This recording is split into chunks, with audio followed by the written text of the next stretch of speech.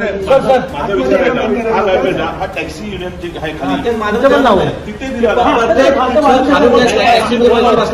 खाजगी वाहन घेऊन येतात ते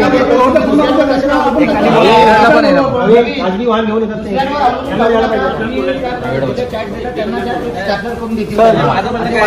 सर माझं टॅक्सी स्टँडवर पण देऊ लेट होते ते.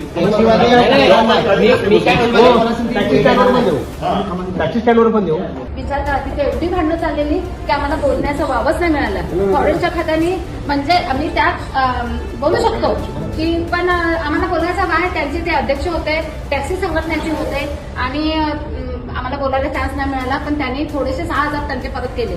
पण ती बातमी तेव्हा आपल्या एकमेकांना आपण सांगतो, आता माझी मैत्रिणी जाणार असेल, हे जाऊ नको मात्र त्यांना, हे असा उलटा प्रचार होतोय.